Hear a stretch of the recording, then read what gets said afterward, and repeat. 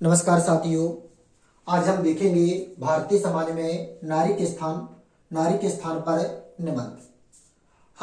आज जो हम बात कर रहे हैं क्लास 12th 10th 11th का वेरी मोस्ट क्वेश्चन जो अनिवार्य रूप से वार्षिक पेपर में आने की संभावना रखता है और सबसे अधिक चांस इसी के होते हैं।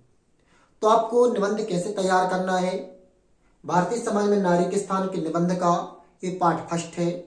जो शेष पार्ट बचेंगे वो पार्ट सेकंड में मिलेंगे।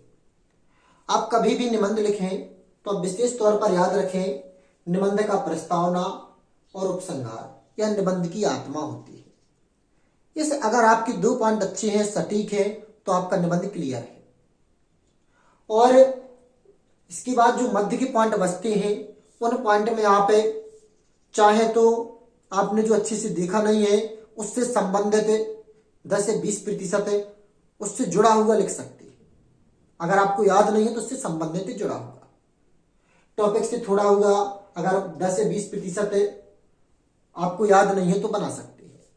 तो आपको निबंध लिखना है तो निबंध में विशेष तौर पर कुछ याद रखना है। आपको निबंध लिखते समय सबसे पहले उपसंहार लिखें, सबसे पहले रूपरेखा लिखनी है। क्या लिखनी है? रूपरेखा।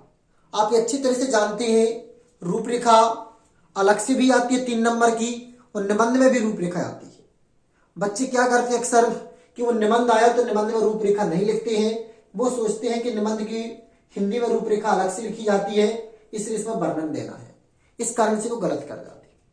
आप लोग को रूपरेखा निबंध में देनी है और रूपरेखा इस प्रकार देनी है। ऐसा नहीं कि आप इस प्रकार दे दें 1 पॉइंट 2 पॉइंट 3 पॉइंट, इस रूप में देनी है। आपको निबंध में प्रोवर्ब कविता का प्रयोग करना है। आपको प्रोवर्ब कविता कहां लिखनी है? प्रस्तावना के बाद। प्रस्तावना के बाद यानी कि तात्पर्य रूपरेखा के बाद। जब आपको रूपरेखा के 5 जितने रूपरेखा आप तैयार कर रहे हैं उन पॉइंटों को तैयार करने के बाद आप रूपरेखा देंगे। चाहे वो किसी प्रकार का निबंध हो, चाहे वो कोरोना वायरस का निबंध हो, किसी प्रकार का निबंध हो, आपको रूपरेखा के बाद उसकी प्रोवर्ब देना है। प्रोवर्ब उससे संबंधित होनी चाहिए। तो आज हम देखते हैं भारतीय समाज में नारी का स्थान। इसमें सबसे पहला पॉइंट होता है इसकी रूपरेखा। रूपरेखा में प्रस्तावना, प्राचीन काल में नारी का स्थान, मध्यकाल में नारी का स्थान, आधुनिक काल में नारी का स्थान और उपसंहार। इसके 5 बिंदुओं पर हम चर्चा करेंगे। ये हमने प्रोवर्ब दी है। कोटि दीप जलते थे मन में, कितने मरु तपते यौवन में, रस बरसाने वाले आकर विष छोड़ गए जीवन में। ये आपकी प्रोवर्ब है। अब आता है प्रस्तावना। प्रस्तावना में आपको नारी की महत्व को प्रकट करना है। आप किसी भी विषय वस्तु का प्रस्तावना लिखें तो उसके महत्व को प्रकट करेंगे। क्या करेंगे? उसके महत्व को प्रकट। तो देखें आपका निबंध रूपरेखा में आपको प्रस्तावना, प्राचीन काल में नारी का स्थान, मध्यकाल में नारी का स्थान, आधुनिक काल में नारी का स्थान, उपसंहार। अगले पार्ट में आप इन 2 बिंदुओं को देखेंगे पार्ट 2 में, और पार्ट 3 में हम देखेंगे लास्ट के पॉइंट। आपको पार्ट 2 याद करना नहीं पड़ेगा। तो आपको प्राचीन काल, मध्यकाल में, प्राचीन काल में नारी की महत्व ज्यादा देना है, मध्यकाल में नारी की स्थिति दयनीय बताना है, आधुनिक काल में नारी की स्थिति सम्मानजनक। प्राचीन काल में और आधुनिक काल में नारी की स्थिति आपको सम्मानजनक देना है, बाकी मध्यकाल में दयनीय स्थिति।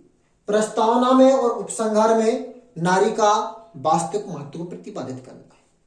ये आपको भारतीय समाज में नारी के स्थान पर निबंध की थोड़ी सी जानकारी है। प्रस्तावना इसका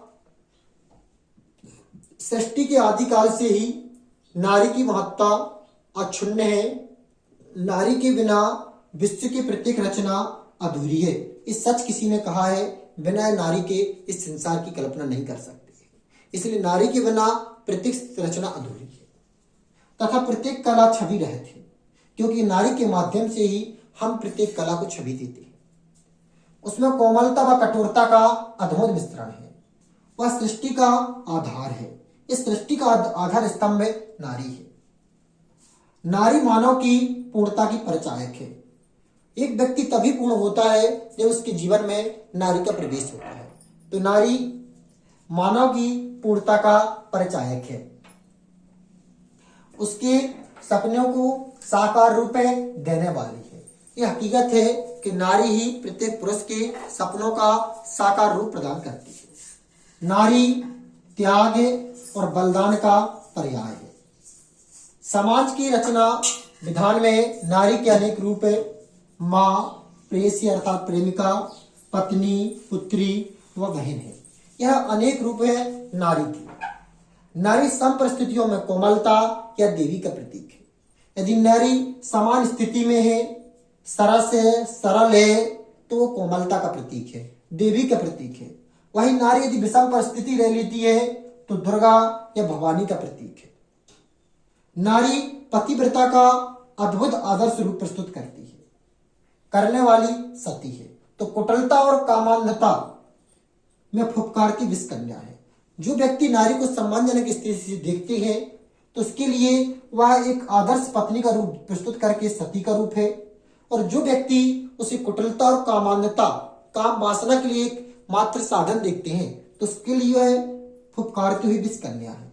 नारी के अभाव में मानव जीवन अधूरा व नीरस है, क्योंकि नारी ही इस जीवन का आधार स्तंभ है। अब इसके बाद हम पार्ट 2 में देखेंगे प्राचीन काल में नारी का स्थान व मध्यकाल में नारी का स्थान।